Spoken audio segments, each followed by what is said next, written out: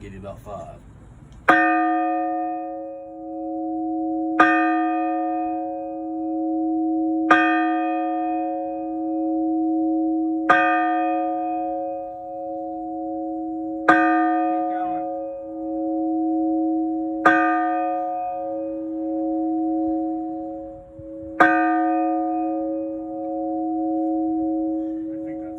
So my name is Taylor Hyder. I'm a service representative for the Burton Company.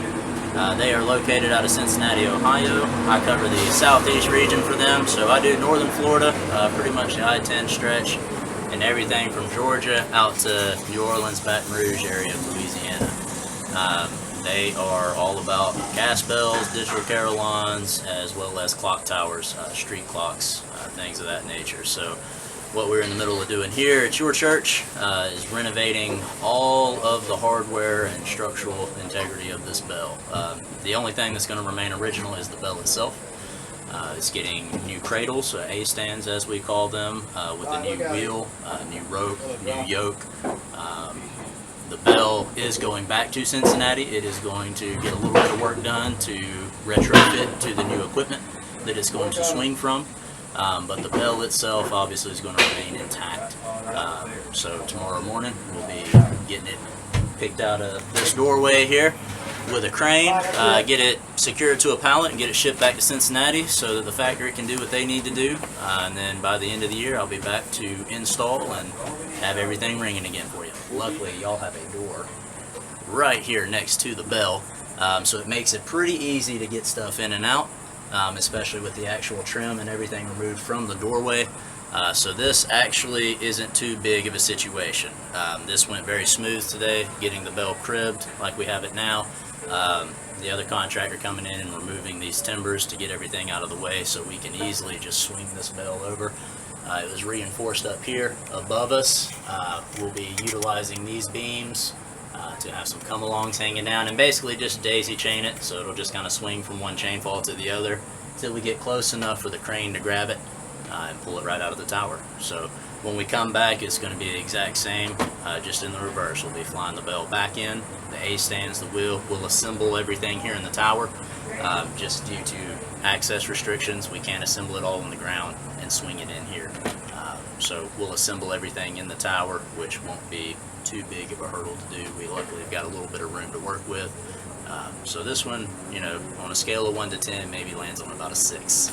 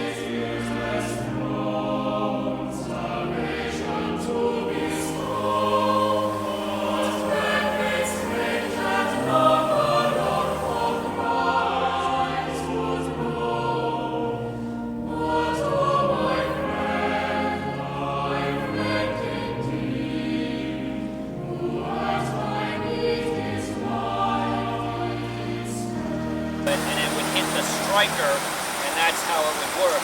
But you could see the termite damage. And that you're holding in your hand is the knocker? This is the clapper. Oh, the striker or the clapper? The clapper.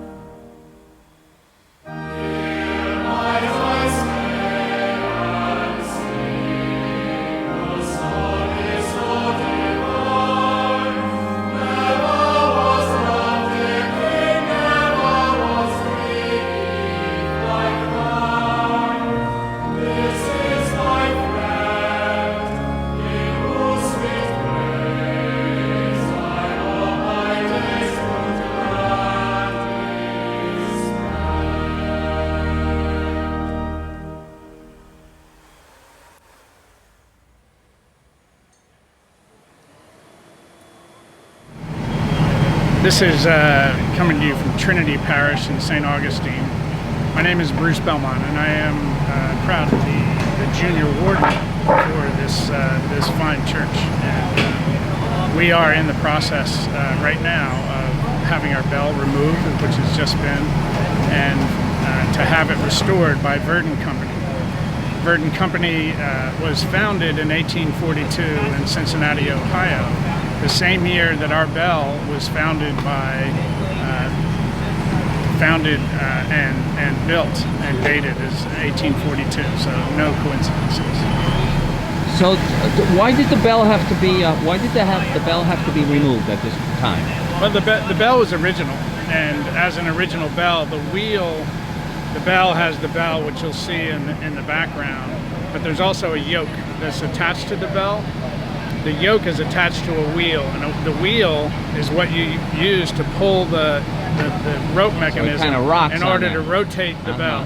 Some move the clapper. This one is actually rotating the bell to make contact between the clapper and the side of the bell.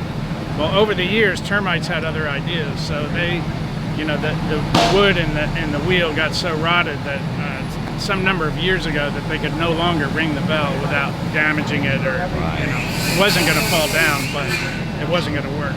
So how long has this bell been inactive? Probably ballpark. I think probably since the early to late 50s. Wow. For a while. So over maybe half a early century. 60s. Yeah. So when you get it back, you'll be able to ring it again. When we get it back, we'll be ringing in the 200th anniversary for Trinity Parish, which was founded in 1821. Wow. So the idea is for the Bicentennial Committee, who's in the process of raising funds and donations to pay for this renovation, to ring in our 200th year. So we're hopeful that we'll get this back in December and do this all over again, and hopefully you'll be back then. All right. And we'll see that rebuilt. It's so nice to have such a positive story. Yeah. With so much going on. God is good. We took our mask off for this, and we'll put our mask back. Amen. And so God bless you, and thank you for your time. We appreciate and for letting me know this wonderful project is going on. Yeah.